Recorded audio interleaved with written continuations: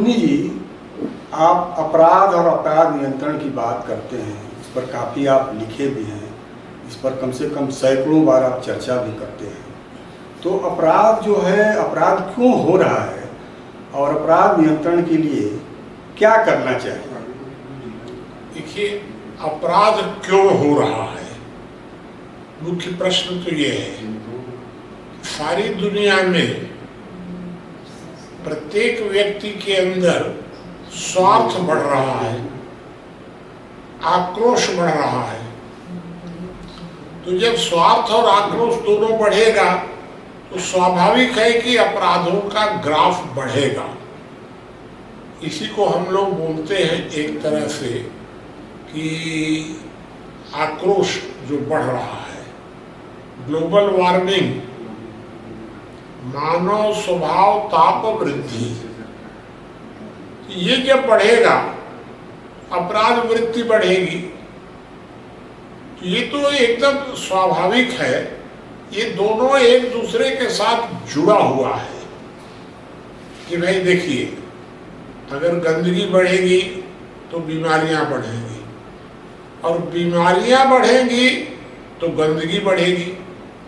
अब ये दोनों कोरिलेटेड हैं। तो उसी तरह कि जब मनुष्य के स्वभाव में स्वार्थ और हिंसा का विस्तार होगा, अपराध बढ़ेंगे, और जब अपराध बढ़ेंगे तो मनुष्य के स्वभाव में हिंसा और स्वार्थ भी बढ़ेगा।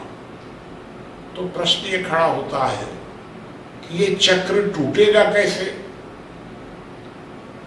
ये चक्र को तोड़ने के लिए हम लोग दो तरीके मानते हैं दुनिया में। एक हृदय परिवर्तन और एक मजबूत कानून व्यवस्था।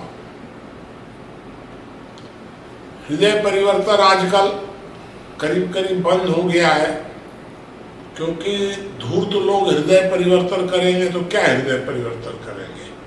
पेशेवर लोग हृदय परिवर्तन कर रहे हैं। धर्म के नाम पर, राजनीति के नाम पर व्यापार बन गया है, तो हृदय परिवर्तन तो हो ही नहीं सकता है। और व्यवस्था, तो व्यवस्था में जब क्रिमिनल्स के साथ पॉलिटिक्स का समझौता हो जा रहा है तो व्यवस्था कैसे बनेगी? तो नियंत्रण होगा ही नहीं, हृदय परिवर्तन होगा ही नहीं, तो अपराध तो बढ़ते ही जाएंगे।